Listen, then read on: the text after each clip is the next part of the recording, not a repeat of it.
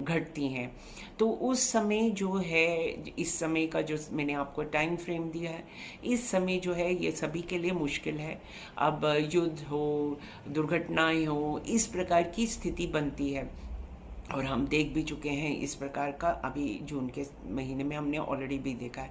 तो हम जो है अपने जीवन में इस समय में ऐसा क्या करें कि हम डे टू डे लाइफ में, देखो ज्योतिष का अर्थ जो होता है किसी को डराना या किसी को दुखी करना नहीं होता। ज्योतिष का अर्थ होता है, ज्योतिष जिसको जो वर्ड ही है कि लाइट है जिसके अंदर, जो इसकी नॉलेज से जो हम अपनी लाइफ में इम्प्रूवमेंट कर सकते हैं, जो हम कोशिश कर सकते हैं, वो हम अपनी जो एक इंसान के बस में होता है, जो एक इंसान कर सकता है वो ही कर सकता है। बस वो कहते हैं ना कि जो जहाँ तक हमारा बस चलता है हम वहीं तक ही एक इंसान जो है अपनी कहते हैं फ्लैश एंड ब्लड, हड्डी मांस का बना इंसान उतना ही कर सकता है।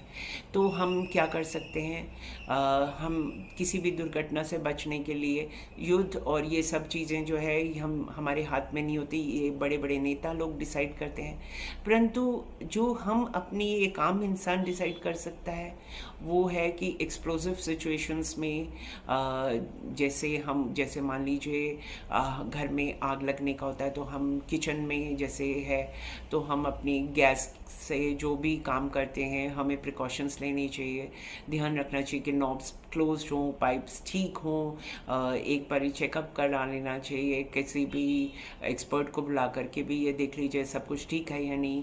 और जैसे आजकल गर्मी बहुत पड़ी है तो हम इलेक्ट्रिसिटी पे कभी कभी एयर कंडीशनिंग यूज़ करते हैं, उसकी वायरिंग चेक करानी चाहिए, हमें लोड नहीं इंक्रीज़ करना चाहिए, अपनी बिजली का जितना भी है लोड उसको ध्यान रखना चाहिए और वायरिंग को डेफिनेटली इलेक्ट्रिशियन से बुलाकर चेक कर लेना चाहिए। कहीं पर कोई तार टूटी हुई है, क्रैक है, कुछ भी है तो बिजली वाले को बुलाकर हमें इसको ठीक करवाना चाहिए। ये सब कुछ है, हम कोशिश करते हैं कि जो हम एक्सीडेंट्स या दुर्घटनाओं को रोक सकते हैं।